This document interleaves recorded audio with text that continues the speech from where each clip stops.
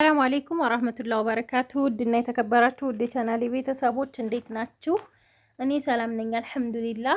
በያላችሁበት ያላህ ሰላም እዝነት አይለያችሁ፣ እንዲሁም አላህ ሀገራችንን ሰላም ያደርግልን እያልኩኝ ዛሬ ደግሞ መርሳ አባጌት የሚሄድ የቤት እቃ እንዲሁም ትንንሽ ብርድ ልብሶች አሉ፣ ሶላር እና አስቤዛ ነው ማሳያችሁ ማለት ነው። አብራችሁኝ ሁኑ። ላይክ እና ሼር ሰብስክራይብ እያደረጋችሁ እንደተለመደው ስማችሁንና የሚሄድበትን ቦታ በዋትስአፕ ጻፉልኝ። የእቃ ዝርዝራችሁን እያደረጋችሁ ማለት ነው። በነገራችን ላይ ዛሬውን ጽፋችሁ ደግሞ ዛሬውን አይደለም፣ ያው በወረፋ ነው የሚመለስላችሁ ማለት ነው። 3 ቀንም ሊቆይ ይችላል፣ ሳምንትም ሊሆን ይችላል። እንደ እቃው እንደ ወረፋው ብዛት ነው ማለት ነው። እንግዲህ አሁን እኔ ዛሬ ጧት ሱቢ የተነሳው ይሄንን እቃ አስቤዛ በአንድ በኩል ጤፍ መጋዘን፣ ከሰል ተራ፣ እንትና ተራ፣ ከዛ ደሴ በቃ ስትሉ ቀኑ ይመሻል ማለት ነው። አሁን ከምሽቱ 3 ሰዓት ሆነ፣ 3 ሰዓት ተኩል ሆነ ማለት ነው። ቪዲዮ አሁን እየሰራው እያለ ይሄን እቃ ደረደርኩ፣ ሂሳብ ሰራሁ ምናምን ሲባል ብቻ በረጅም ሰዓት ይፈጃል የአንድ ሰው ትዕዛዝ ለማሟላት። በዛ ላይ ደግሞ ይሄ አንድ ቀን እንትን ይሁን እንጂ አብዛኛው እቃ በአንድ ቀን የሚሟላ አይደለም ታውቃላችሁ ማለት ነው። ገበያ ቀን የሚያስፈልገው አለ፣ ብዙ ነገር አለ እና ለማለት የፈለኩት ያው በአንድ ቀን በአንዴ ይመለስልን አትበሉ ለማለት ያክል ነው። የዛሬው አስቤዛና የቤት እቃ የፈጀው 131500 አፏን 131250 ብር ነው። 700 ብሩ ትራንስፖርት ነው። ሌላው እቃ የተገዛበት ነው። ውጭ ላይ ማገዶ ቆጣቢ ሸክላ የሌለው ምናልባት ውጭ ላይ ሲሆን እኔ ቪዲዮ እየረሳው ስለሆነ ቪዲዮ ሳላስገባው ማለት ነው። ማገዶ ቆጣቢ 5000 ብር ሆኗል። 5000 ብር ገዝቼላታለሁ። እሱን አሳያችኋለሁ ኢንሻአላህ። በመጀመሪያ እዚህ ጋር የተለቀመ ክሰል ነው። የተለቀመ ክሰል ማለት ምንም እንትን የሌለው እንከን የለውም እና ደቃቅ ነገር ምናምን የማይታሰብ ነው። ይሄ የተለቀመ ክሰል ነው ማለት ነው። ዋጋው 2000 ብር ነው። ይሄ ተሰፍቶ የሚመጣው ምናምን ደቃቁ ከስር የእንጨቱ ልጣጭ ምናምን ነው ያለው። ይሄ ክሰል ያው ጽድት ያለ ክሰል ነው ማለት ነው። ከዛ ወደ አስቤዛዎቹ ስንመጣ እዚህ ጋር የልብስ ሳሙና 6 ፍሬ ያላት 480 ብር ነው የተገዛው፣ 6ቱ ማለት ነው። እዚህ ጋር ደግሞ የሻወር ሳሙና አለ። ቆንጆ ሳሙና ነው፣ ተመችቶኛል። እኔ 700 ብር ነው ደርዘኑ ማለት ነው። 800 ብር ደግሞ 2 ሀባ ሆቢ ሻምፖ፣ አንዱ 400 ብር ነው፣ ሁለቱ 800 ብር። ሌላው ኒዶ ነበር ያዘዘችኝ። ኒዶ ሀሊብ ኒዶ የለም፣ 7500 ብር ገብቷል ማለት ነው። እና ይሄ ሳውዲያ ነው፣ የሳውዲ ነው ወተቱ ማለት ነው። ሳውዲያ እዚህ ጋር እንደምታዩት እንደሚያስተዋውቁት እኔ እንዳየሁት ከሆነ ቆንጆ ወተት ነው ብለዋል ማለት ነው። እኔ ግን አልሞከርኩትም እውነትን ለመናገር ቤት ውስጥ ግን ብዙ ሰው ሲያስተዋውቅ ማይቼ ቆንጆ ነው ብለዋል ማለት ነው። እና ዋጋው ይሄ 5000 ብር ነው። 2.5 ወይም 2 ኪሎ ተኩል ነው። በነገራችን ላይ ሐምዳን የሚለውም ቆንጆ ነው፣ ግን ከዛ ይሄ እንደሚበልጥ ነው የነገሩኝ ብዙ ቦታ ስዞር ማለት ነው። ሐምዳን 4300 ብር ነው፣ ይሄ 5000 ብር ነው ማለት ነው። እና እዚህ ጋር ኡመር ዘይት 2 ኡመር ዘይት አላት። አንዱ 2050 ብር ነው፣ 4100 ይሆናል ማለት ነው ሁለቱ። እዚህ ጋር ደግሞ ኦኬ ፓስታ አለ። ኦኬ ፓስታ 2200 ብር ነው። ካርቶን ካሜራ 400 ብር። እንደገና ደግሞ 180 ብር 3000 ሻይ ቅጠል ነው። እዚህ ጋር ደግሞ እንደምታዩት አጃ 5 ኪሎ አላት። 5 ኪሎ 1100 ብር፣ ኪሎ በ220 ብር። ሩዝ 130 ብር ሆኗል ኪሎ። 5 ኪሎ ነው የገዛሁት 650 ብር። መኮረኒ 850 ብር፣ ኪሎ በ170 ብር። እዚህ ጋር ደግሞ ስኳር አለ። ስኳር ኪሎ የማታ ዝንብ ደግሞ ምን የሚሉት ነው። ስኳር ደግሞ ኪሎ 190 ብር ነው። 10 ኪሎ 1900 ብር። እዚህ ጋር 5800 ብር ደግሞ 50 ኪሎ ነጭ ዱቄት ሀዲያ ዱቄት ቆንጆ ነው። 5800 ብር ነው የገዛሁት እዚህ ጋር እንደምታዩት ማለት ነው። ከዛ ምን አላት ማሽላና ጤፍ ጨምሯል። እና ምን አላት መሰላችሁ እዚህ ጋር ጤፍ 100 ኪሎ ጤፍ ነው፣ ነጭ ጤፍ ማለት ነው፣ ማኛ ጤፍ ነው። 12000 ብር ነው ይሄን የገዛሁት ማለት ነው። 100 ኪሎውን እዚህ ጋር 50 ኪሎ አለ፣ እዚህ ጋር 50 ኪሎ 100 ኪሎ ማለት ነው። ማሻአላ በጣም ቆንጆ ጤፍ ነው እንደምታዩት። ከዛ እዚህ ጋር ደግሞ ማሽላ ኪሎ 80 ብር ሆኗል። 4000 ብር 50 ኪሎ ገዝቻለሁ ማለት ነው። በጣም ነው የሚያምረው እንደምታዩት ዘር ይመስላል። እና አስቤዛው ይሄንን ይመስላል። ከዛ ወደ እዚህ ጋር አልባሳቶቹን ላሳያችሁና የቤት እቃውን ስለ ሶላርም ደግሞ ማብራሪያ ልሰጣችሁ ነው። እንደዚህ ዝርግትግት ያደረኩት ማለት ነው። እዚህ ጋር ለልጅ ፖርሳ ነው። ፖርሳ 1500 ብር። በነገራችን ላይ ፖርሳ ምሳቃ ምናምን አሁን አያስመርጥም ገና ስለሆነ ማለት ነው። ይሄንን 1500 ብር ነው የገዛሁት። ለ5 አመት ልጅ ነው ኬጂ ማለት ነው። ቆንጆ ፖርሳ ናት። እዛች ጋር ደግሞ ምሳቃ እሷን አሳያችኋለሁ። ለዚችው ልጅ ምሳቃ ገዝቻለሁ ማለት ነው።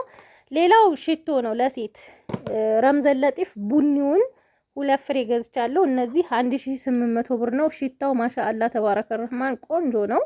ጥቁሩ የወንድ ነው፣ ይሄኛው ደግሞ የሴት ነው ማለት ነው። ከዛ ሀባይ ሌላ ምን አላት እዚች ጋር ቆንጆዬ ሽቶ። እኔ ሁል ጊዜ የምጠቀማት 4 ነው 5 ጥያለው እቃውን ጨርሼ ማለት ነው። ይሄን ደግሞ 2000 ብር ነው የገዛሁት። በጣም ቆንጆ ሽቶ ናት ማለት ነው። እኔ በጣም ነው የምትመቸኝ። አንደኛ እንትን ነው እኔ አሳስያ ስላለብኝ ሽታው የተጋነነ አይደለም፣ ቆንጆ ነው ማለት ነው። እና በጣም ተመችታኝ ነው እኔ ራሱ የጨረስኳት። ወደ 5 አካባቢ ጨርሻለሁ። እና እዚህ ጋር ደግሞ ለ14 አመት ልጅ ቱታ ቆንጆ ቱታ ነው እንደምታዩት። ያው ባንድ እጅ ካሜራ ይዤ ስለሆነ ሁሉንም ያኔ ዝርግት አድርጌ ለማሳየት አይመችም፣ ግን እንደዚህ የሚያምር ቆንጆ ቱታ 3 ፒስ ነው። ዋጋው 4000 ብር ነው ማለት ነው።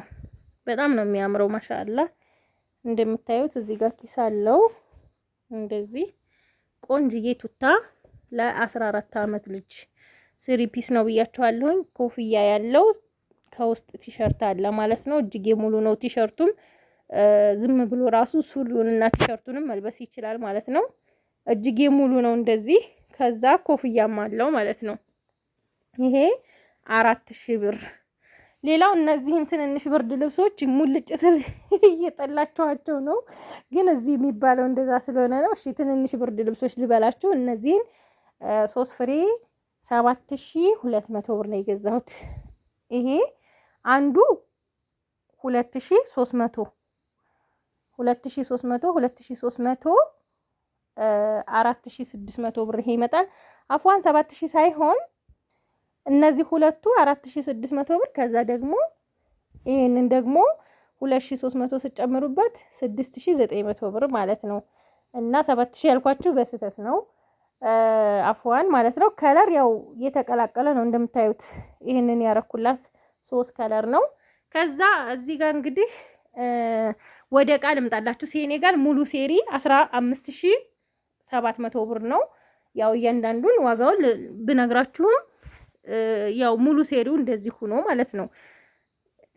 እነዚህ የታወቁ ናቸው፣ ግን ይሄ ባንድ ላይ ሲደመር ሁሉም ሆኖ 15700 ብር ነው። እዚህ ጋር ደግሞ ግማሽ ደርዘን የቁርጥ ሰሃን 840 ብር፣ ግማሽ ደርዘን የቆሎ ሰሃን 300 ብር። አንዷ ፍሬ 50 ብር ናት ማለት ነው። 6 ፍሬ 300 ይመጣል ማለት ነው። ሌላው የጅማ ረከቦት ነው። የጅማ ረከቦት ቆንጆ የጅማ ረከቦት ከነ ሴራሚክ ሲኒ ነው። ሴራሚክ ሲኒ 1 ደርዘን ነው የገዛሁት። በጣም ቆንጆ ሲኒ ነው። ግን እናቶች በነገራችን ላይ ትናንሽ ሲኒ አይወዱም ቡና ለመጠጣት ማለት ነው። ስትሰጧቸው ራሱ ብዙ ጊዜ ደስ አይላቸውም። እኔ ብዙ ቦታ እያየሁ ነው። እና ከፍ ከፍ ያለው የሀገረኛው ቢሆንላቸው የተሻለ ነው ብዬ ነው የምለው እኔ። ይሄንን የጅማ ረከቦት 1800 ብር ነው። ፌርሜሎ አለው፣ ክዳንም አለው። ይሄ እቺ እጣን ማጨሻ ናት። ጀበና ማስቀመጫ አለው ማለት ነው። ይሄ የጅማ ረከቦት አክሰሰሪው እንደዚህ ነው። ከዛ 2500 ብር ደግሞ ሴራሚክ ሲኒ 1 ደርዘን ገዝቻለሁ። ይሄን ፈጭቼዋለሁ። እዚህ ጋር ደግሞ ግማሽ አለ ማለት ነው። ሌላው እቺ የምሳቃ ማለት ነው። ካርቶኗ እቺ ናት። ቆንጆዬ የምሳቃ ናት። እዚህ ጋር ከቸፕ ምናምን ማድረግ ትችላላችሁ። እቺ የብቻዋ ጎርጓዳዋ ማለት ነው ከላይ እና ሹካና ማንኪያም አለው ከላይ። 2 ምሳ ያኔ ቁርስና ምሳ መቋጠሪያ ነው ማለት ነው። ፔርሙስ ናት። ቆንጅዬ ናት። ይሄ ፓክዲ ነው፣ ግን እኔ ተፈቶ ዛይቸው ስለሆነ ማለት ነው። እና የዚህ ዋጋ 1800 ብር ነው። ቆንጆ የምሳቃ ማለት ነው። ከዛ ምን አላት እዚህ ጋር ግማሽ ደርዘን የሻይ ብርጭቆ 625 ብር፣ 850 ደግሞ ግማሽ ደርዘን የውሃ ብርጭቆ 5 ማዕዘን። እዚህ ጋር ማዕደን አለ። ማዕደን ቀንሷል። 7000 ነበረ 6000 ሆኖ ነበር። አሁን ደግሞ 5800 ሆኗል ማለት ነው። አክለሪክ ኮምፕሌት እዚሁ በምስሉ ላይ እንደምታዩት አይነት ነው። ያኛው ዚግዛግ ነገሩ ሳይሆን ይሄ ነው። ዋጋ 3700 ብር ነው። 772 2800 ብር ወይም የወጥ ሳህን ረና ቱርኪ ማለት ነው እዚህ ጋር እንደምታዩት። ከዛ እስቶቭ አለ ሳች 3500፣ የቡና መፈረሻ የሳሩ ስፍራ 1 ሜትር በ1 ሜትር በአንደኛው 2500፣ 350 ሊትር ሮቶ ደግሞ 4300 ብር። ከዛ እዚህ ጋር ደግሞ ማጨሻ አለ። ማጨሻ 500 ብር፣ የሳሙሳ መዳመጫ 750 እና እዚህ ጋር ደግሞ ዳንቴል እንደምታዩት በጣም የምታምር ቆንጆዬ ዳንቴል ናት። ይሄ 700 ብር ነው የሞሰብ ማለት ነው። ከዛ የትሪም አለ በጣም ቆንጆ ነው። ይሄ ደግሞ 650 ብር ነው የትሪው ማለት ነው። ሞሰብ ቆንጆ ሞሰብ 3600 ብር ገዝቼላታለሁኝ። ከዛ ምን አላት የእህል ሰፌድ 350፣ የእንጀራ ሰፌድ 650፣ አጠቃላይ 1000 ብር ማለት ነው። ይሄኛው 3600 ብር ቆንጆ ሞሰብ ነው። አጠቃላይ 4600 ይመጣል ሞሰቡ ከነ ሰፌዶቹ ማለት ነው። ፌሮ ምድጃ 1900 ብር አለ። ሌላው እዚህ ጋር ምን አለ መሰላችሁ የሾርባ ማንኪያ 150 ግማሽ ደርዘን፣ ሹካ ግማሽ ደርዘን 175፣ የሻይ ማንኪያ 150 ብር። እዚህ ጋር እንግዲህ ዛሬ ብዙ ልጆች መጥተውም እዚህ የጠየቁኝ አሉ፣ በፊት አስገዝተውኝ ማለት ነው። ሶላሩ አጠቃቀም እችም እህቴ እቃውን ስታዘኝ ጠይቃኛለች። ግልጽ ለማድረግ ያክል ነው አጠቃቀሙ። ይሄ 2 ሰሃን አለ እዚህ ጋር። ይሄ አብሮ ይገናኛል፣ ግን ሲፈጠረው እንደዚህ የብቻ ነው ማለት ነው። እንደዚህ ይሄም ራሱን የቻለ ነው፣ ይሄም ራሱን የቻለ ነው።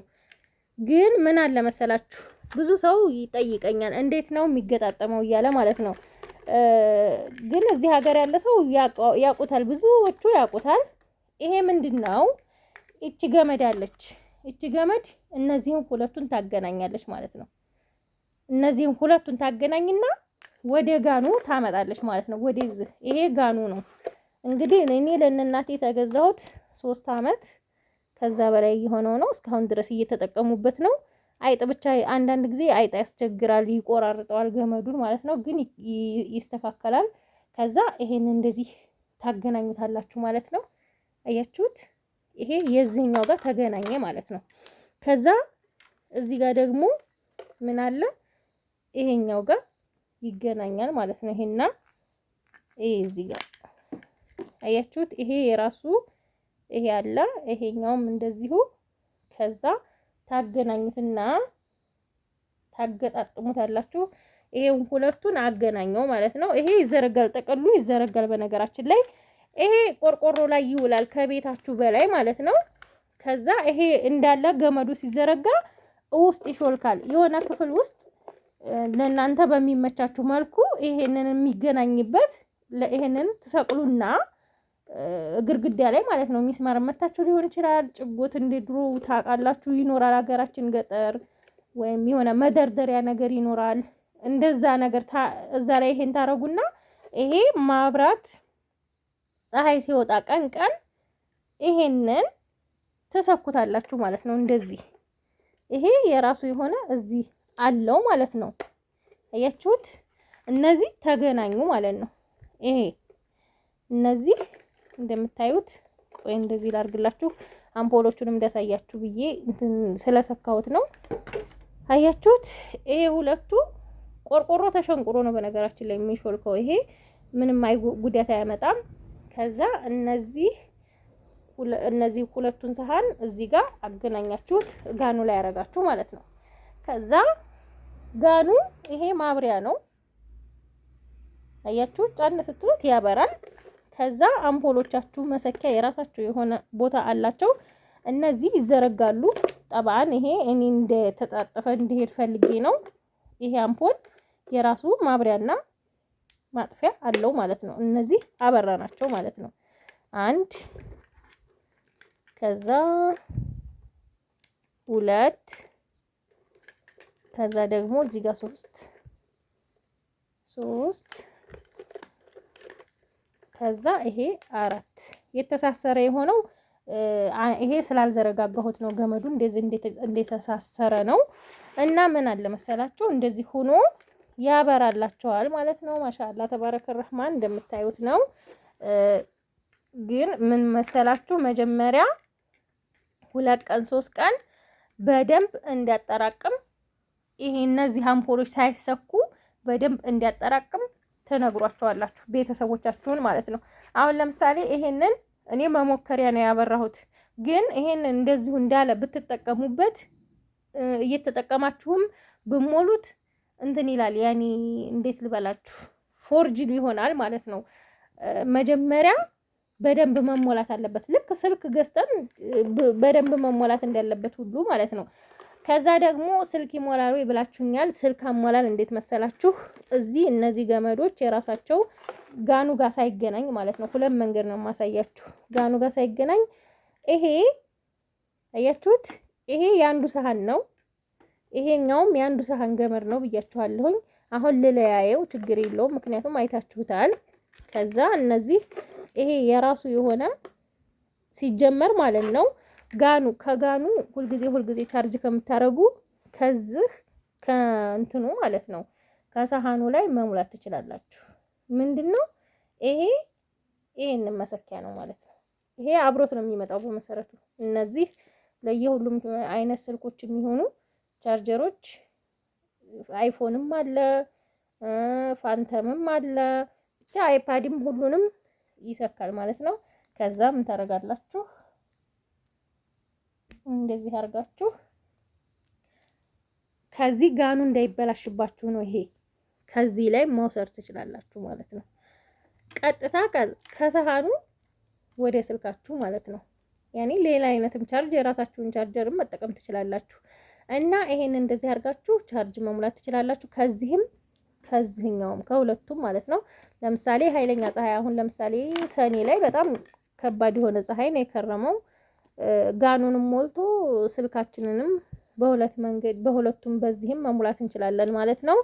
ከዛ ደግሞ ሁለተኛውና ከጋኑ ላይ የምትጠቀሙት ለምሳሌ ፀሐይ ከሌለ ግን ጋኑ ሞልቶ ከሆነ የምትጠቀሙበት መንገድ ይሄ ነው። ይሄ የሁሉም የአምፖሎቹ ጋን ነው እንግዲህ ታውቃላችሁ። ግን ምን እናደርጋለን መሰላችሁ? እዚህ ጋር ቦታ አለ አያችሁት? ቆይ እነዚህ ነቃቅዬ ልጨርሳቸው መጀመሪያ እና ሀባይብ ይሄ ጋኑ አምፖሎቹን ነቃቅያቸዋለሁ። የአምፖሎቹ ቦታ እነዚህ ናቸው። ግጥም አድርጎ መያዝ አለበት። ይሄም የራሱ የሆነ ምልክት አለው እንደምታዩት ማለት ነው። ይሄም እንትን የሚልበት የሚዘጋበት የራሱ የሆነ ምልክት አለው ማለት ነው። በካሜራው ብዙም ሊታያቸው አልቻለም። እዚህ ጋር ጉጥ አለች እንደምታዩት እዚችና እዚች ላይ ማለት ነው። እንደ ጆሮ ነገር አለው ታውቃላችሁ። በዚህ ግጥም አድርጋችሁ ነው የሚይዘው። ከዛ ደግሞ ሁለተኛው ቻርጅ ማድረጊያ ይሄ ጋኑ ከሞላላችሁ እዚህ ጋር ይሄንን ትሰካላችሁ ማለት ነው። አያችሁት? ቻርጀሩ ሲያበራ ከዚህ ወደ ስልኮቻችሁ ማሙላት ትችላላችሁ።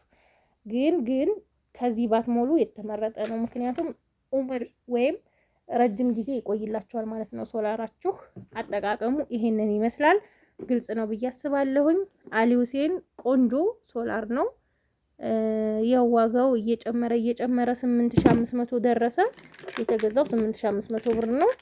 ግን በፊት ታውቃላችሁ 3000 ምናምን ጀምሮ እየገዛውላችሁ ነበረ። እኔም ለቤተሰቦቼ ይመስለኛል 3000 ቤት ነው የገዛሁት ማለት ነው። አሁን እኔ እንደዚህ ጥፍት ታረገውና ካርቶን ላይ አረግላችኋለሁ ማለት ነው። እንደነበረ መልሼ አስቀምጠዋለሁኝ። እንግዲህ ከወደዳችሁት ላይክ እና ሼር እያደረጋችሁ እላችኋለሁኝ። ሀባይብ የዛሬ ገበያችን ይሄንን ይመስላል። ሰላም ሁኑልኝ።